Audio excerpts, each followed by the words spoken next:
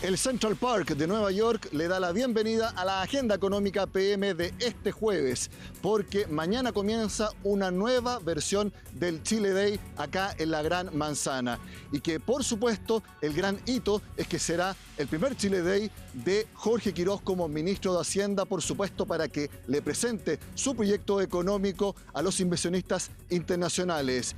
Y obviamente el tema central es el proyecto de reconstrucción, que este jueves tuvo un hito muy importante al ser aprobada su idea de legislar en la Comisión de Hacienda de la Cámara de Diputados. Bueno, es un muy buen punto de partida, es una mayoría muy sólida que esperamos que se vaya ampliando en el transcurso de la discusión de este proyecto a medida que vamos viendo ya los artículos en detalle. Pero es un excelente punto de partida, es un gran mensaje para los chilenos y chilenas, un mensaje de esperanza, de que avancemos rápido con este proyecto y devolvamos pronto a Chile la esperanza en el progreso. Nosotros vamos a partir hoy día con un cambio para Chile y esperamos lograr también el apoyo en la sala de la Cámara de Diputados. ¿Queda todavía discusión? Por supuesto que sí. Nos quedan días que son bastante intensos para sacar el proyecto de la Comisión de Hacienda y llevarlo a otras dos comisiones más. Pero en la sala nosotros tenemos que dar la demostración de que este país va a cambiar. No podemos seguir por esta senda de debacle, de crecimiento. Vamos a dar un plazo de indicaciones que se acordó hasta el lunes al mediodía, donde los diputados van a poder entregar sus indicaciones para el proyecto de ley y vamos a comenzar la votación en particular a partir de la sesión ordinaria del día martes. Esos 2 días van a ser bastante intensos, en al menos, calculo yo, unas 5 jornadas de trabajo para poder despachar este proyecto a las 2 comisiones que tocan, que son Medio Ambiente y la Comisión de Trabajo. Nos duele mucho lo que está pasando. El país está sufriendo un aumento del costo de la vida por el manejo económico del ministro Quirós y ni una palabra en el proyecto de ley, ni una respuesta a las observaciones del Consejo Fiscal Autónomo. Realmente el informe que presentó la Dirección de Presupuesto tiene nota roja. No es suficiente ni siquiera un 4 para aprobar. Y en consecuencia queremos enfrentar con la mayor humildad, pero también responsabilidad posible, la siguiente etapa que será en la sala de la Cámara de Diputados y Diputadas. Instamos a que el partido de la gente, como lo está haciendo ahora, se mantenga del lado de la gente, a que la democracia cristiana converse con sus alcaldes y alcaldesas, a que también los partidos de derecha escuchen a sus liderazgos locales. Notarán que sin sesgos ideológicos se puede avanzar bastante. Uno de los aspectos centrales que el ministro de Hacienda tendrá que venir a explicarles a los inversionistas internacionales es la sostenibilidad fiscal del proyecto, que ha sido puesta en duda por el Consejo Fiscal Autónomo, por el Fondo Monetario Internacional, por muchos economistas de Chile y ahora también por el banco de inversión estadounidense JP Morgan, que va a estar presente acá en el Chile Day. Natalia Muñoz nos muestra cómo Jorge Quirós y también otros ministros e incluso el propio presidente Kast están respondiendo a estas dudas. Nosotros esperamos que las recomendaciones que hemos efectuado puedan ser abordadas adecuadamente. 9 fueron los riesgos que advirtió el Consejo Fiscal Autónomo por el Plan de Reconstrucción Nacional, un análisis crítico que esperaban tuviera acogida por el Ministerio de Hacienda. Cuando el CFE analiza cada medida, hace lo que los economistas llaman un equilibrio parcial. Dice, ¿qué ocurre entonces en el ámbito del impuesto de primera categoría entre recaudación y efecto en crecimiento? Pero lo cierto es, y así se ha explicado varias veces, que cada medida individual no captura por sí mismo el efecto del crecimiento. Se requiere la imbricación, se presentan las medidas, pero se requiere la imbricación de todos los efectos juntos. Es la respuesta de la Dirección de Presupuestos, ya que el organismo apuntó que la iniciativa presenta déficit fiscal hasta al menos 2031, incluso considerando el posible efecto de mayor actividad. Nosotros analizamos aspectos fiscales y en ese marco hemos concurrido a la Comisión de Hacienda de la Cámara de Diputados y hemos planteado una valoración en primer lugar respecto a que el foco de esta iniciativa está en promover el crecimiento económico y por otro lado hemos advertido riesgos fiscales. Se producen años de déficit derivados del proyecto que se estabilizan hacia el año, no entiendo cuál es la métrica que de la década del 2030. Eso se presentó también el primer día, presidente, No es una materia en la cual nosotros vamos a tener una distinción. Además, se habían alertado inconsistencias en el informe financiero en posibles errores en las tablas respecto al cálculo del impacto del costo fiscal del proyecto, lo que fue descartado por Hacienda. No hay mayores errores en el informe financiero en absoluto. Lo más importante es la coincidencia maciza entre el Consejo Fiscal Autónomo y nuestro planteamiento, de que las medidas que están acá permiten crecimiento, que el crecimiento hay que considerarlo en los cálculos, y sencillamente las observaciones de detalle que se hicieron fueron contestadas hoy día por la Dirección de Presupuesto en esta comisión. Dentro de los riesgos está el efecto inmediato por la rebaja del impuesto a las empresas, crédito tributario pro empleo formal por su alto costo fiscal, la exención transitoria del IVA a las viviendas nuevas, exención en el pago de contribuciones a las personas mayores, entre otros. Recomendaciones que, según expertos, no estaría escuchando el Ejecutivo. No sé si lo está escuchando. Yo creo que hoy día, en general, cuando uno está en la etapa de audiencia, lo que hacen las autoridades, me tocó ser ex autoridad, es escuchar todas las audiencias, tomar nota y ver cómo podemos dialogar para mejorar el proyecto. El gobierno tiene que abrirse a ver con mayor detalle de qué forma se puede hacer que el proyecto de ley genere menos presiones fiscales. Tal cual como está el proyecto no debería aprobarse, pero ahora, tal cual como está el proyecto, uno sí puede entrar a discutir y a poner los puntos sobre la I en las cosas que sí favorecen el crecimiento y las que no. Por su parte, el Banco Internacional JP Morgan compartió las advertencias del Consejo Fiscal Autónomo, asegurando que el proyecto descansa sobre una iniciativa atractiva pero incierta. La discusión sobre el impuesto a la herencia, la discusión sobre la repatriación de capitales, el tema del impuesto territorial, las contribuciones, cosas que no tienen que ver ni con el crecimiento económico ni en realidad recaudación tributaria. Entonces, me parece que ahí hay mucho paño que cortar. Primero, recortar algunas rebajas tributarias que no tienen impacto en crecimiento. Quiero insistir, el tema de la reintegración no creo que va por el buen camino. Creo que el tema del subsidio al empleo se puede mejorar, pero acotándolo, haciéndolo más focalizado. El tema también de la vivienda, del subsidio del IVA a la vivienda, sacarlo. Medidas que se podrían analizar en particular, ya que ya avanzó la idea de legislar en la Comisión de Hacienda de la Cámara. Cambiamos de tema porque este miércoles se realizó el Salmón Chile Summit. Y allí también el presidente de la República explicó cuáles son las medidas concretas que tiene el gobierno para impulsar la salmonicultura de nuestro país. Eso nos lo vemos en el siguiente informe. Y les dije que el salmón era terco, porque el salmón se atreve a nadar contra la corriente. Y no es porque le guste pelear, no, sino porque sabe que tiene un propósito y sabe dónde quiere llegar. Hoy vuelvo a contarles que el salmón llegó al lugar que quería llegar.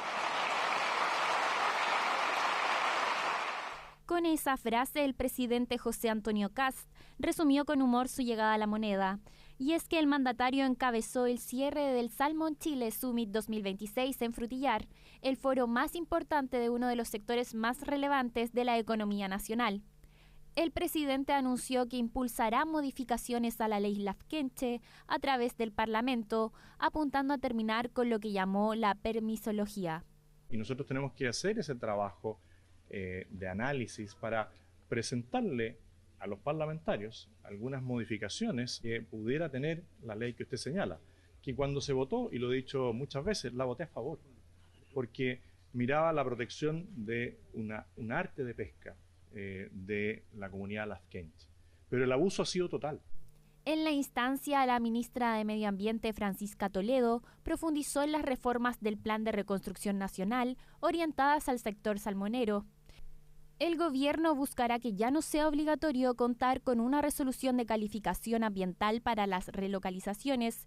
Según la ministra, actualmente de 1.006 solicitudes de relocalización de concesiones acuícolas, solo 2 han logrado concretarse. Los años anteriores, una vez que el comité de ministros se juntaba y resolvía, tomaba cerca de aproximadamente 6 meses y medio en publicar una resolución, y estamos comprometidos y hemos estado haciendo que vamos a tomar máximo 15 días hábiles en publicar esas resoluciones.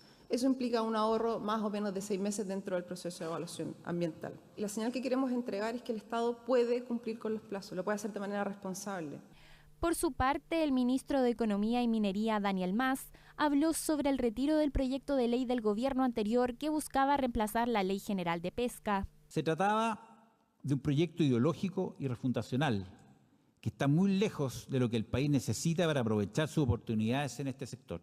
Queremos dar certeza jurídica, simplificar la estructura de permisos y adoptar una política tributaria más competitiva. La iniciativa privada es capaz de muchos bienes, es el motor de la sostenibilidad, pero para eso necesitamos que el Estado no ahogue, sino que impulse esa sostenibilidad. El presidente del gremio salmonero, Patricio Melero, instó al Estado a implementar normas que, manteniendo la exigencia ambiental y social, impulsen la actividad en lugar de obstaculizarla.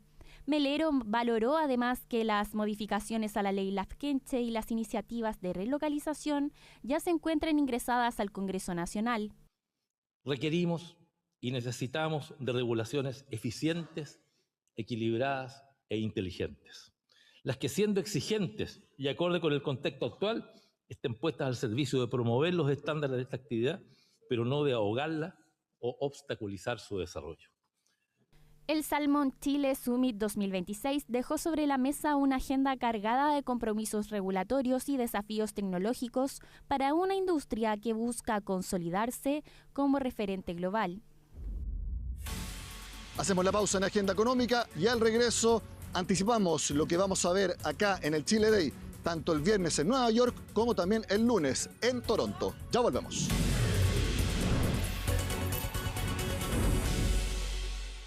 Como les decía, este viernes comienza una nueva edición del Chile Day acá en Nueva York.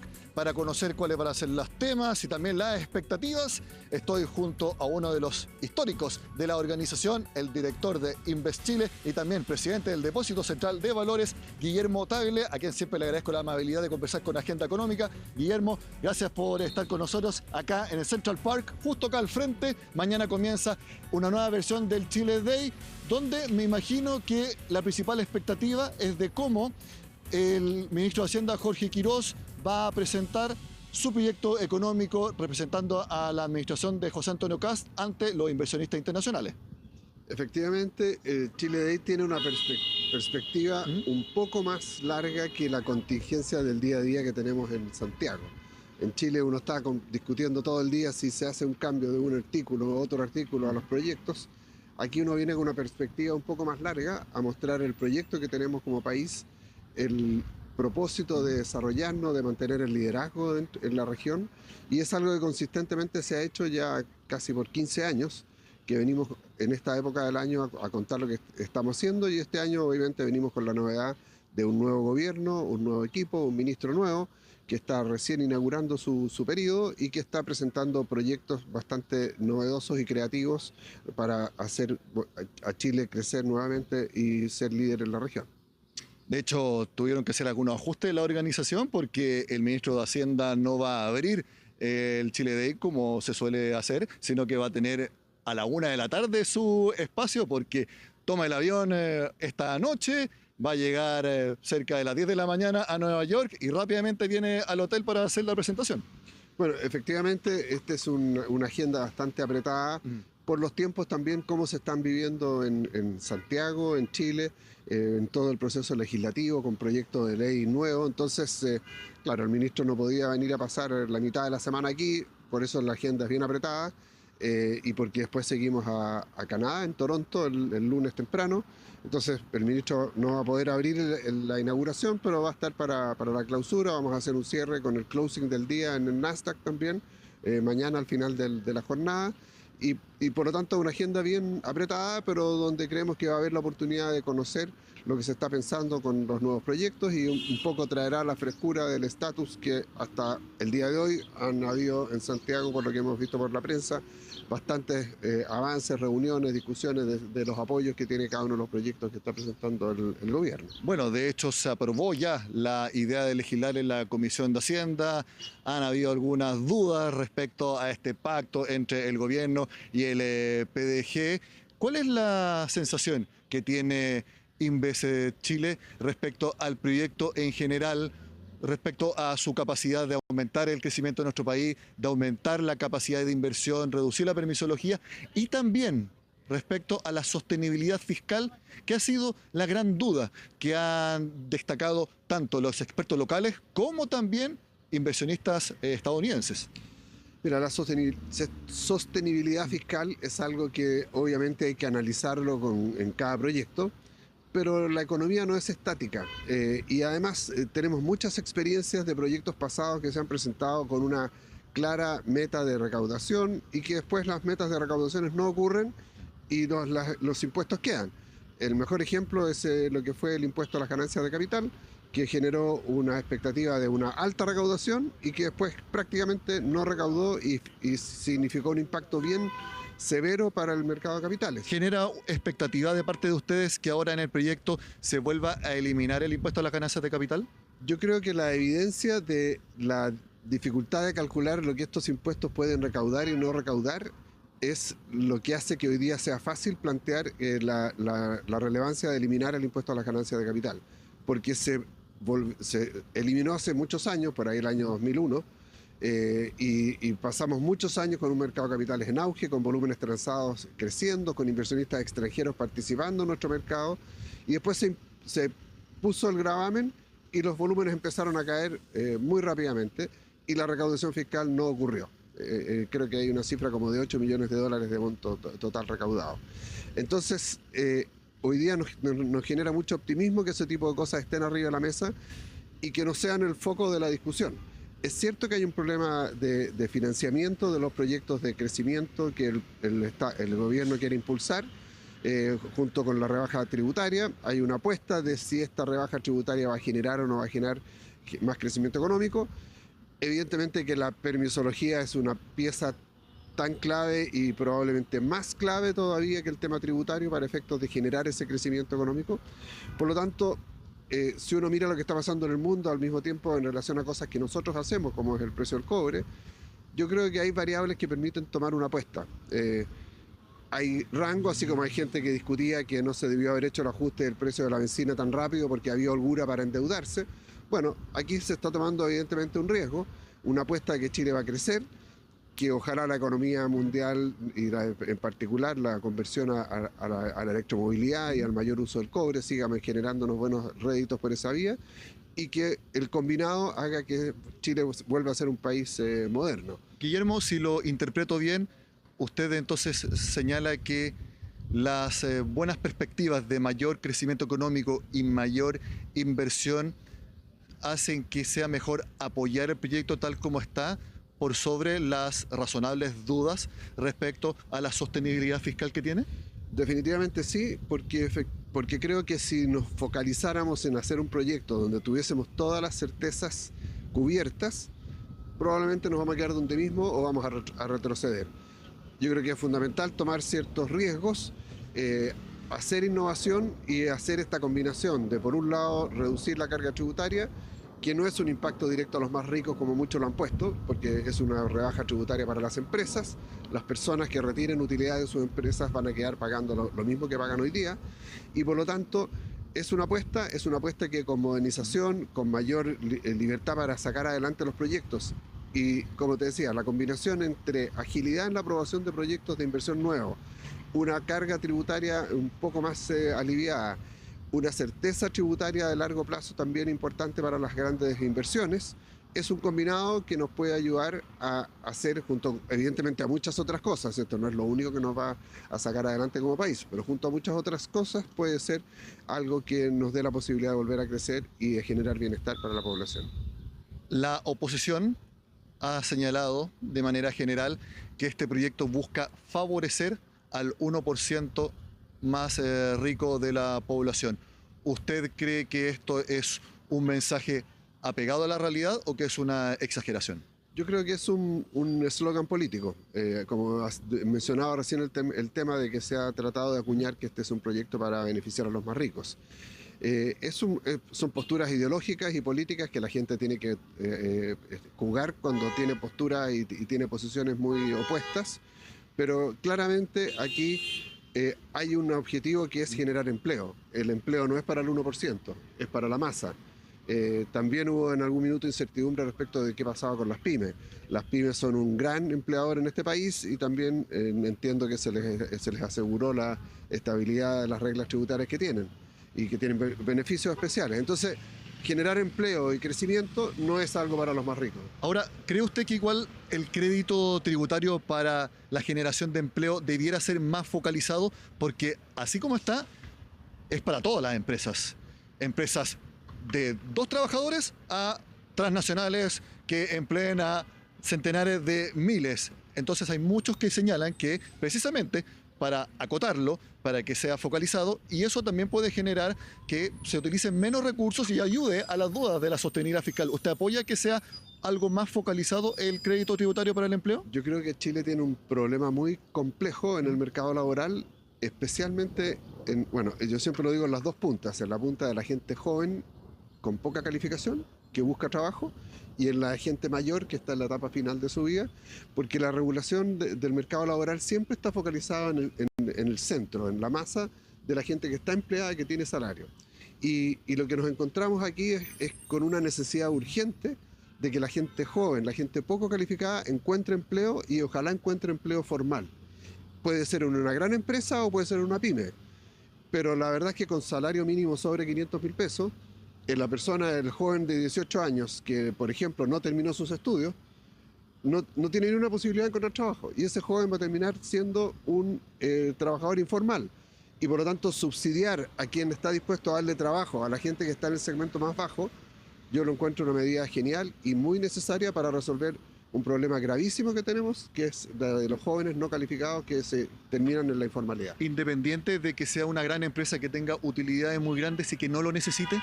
El problema es si acaso la empresa lo contrata o no lo contrata. Si esa gran empresa no contrata a un joven de poca calificación, porque la verdad es que es caro para lo que produce, pero si hay un subsidio y el Estado le pone, digamos, el 25% del sueldo bruto, y entonces la empresa lo contrata, bueno, la verdad es que un joven encontró trabajo. Guillermo, y no importa dónde encontró trabajo. Pensiones, mercado de capitales, minería, infraestructura y por supuesto el proyecto económico del gobierno. Me parece que esos van a ser los temas principales tanto acá mañana en Nueva York como el lunes en Toronto. Efectivamente, en el tema pensiones estamos en un proceso de implementación de una reforma. Quedan muchas cosas todavía por resolver cómo se van a implementar en el área chica, así que yo creo que vamos a tener una buena instancia de conversación de esos temas. En minería, evidentemente, y eso va a ser especialmente en Toronto, porque hay varias empresas canadienses que operan en Chile. En minería, Chile ha tomado un liderazgo notable por el hecho de que tenemos hoy día energías renovables, tenemos el cobre con alta demanda y podemos hacer minería sustentable. Hemos logrado dar vuelta en Chile la lectura de una minería extractiva, una minería que causaba daño al medio ambiente, por una minería que está siendo clave para la solución de los problemas ambientales de la humanidad. Y Chile está en el centro de esa actividad, así que esperamos promover bien el tema y atraer inversión y más empresas interesadas en participar en Chile. Guillermo Tagle, director de Invest Chile, como siempre, muchas gracias por tener la gentileza de hablar con Agenda Económica. Y como yo les decía, amigos, estaré acá con ustedes en Nueva York y también el lunes en Toronto con todos los detalles del Chile Day 2026. Y como siempre, yo les invito a que sigan con nosotros acá en CNN Chile.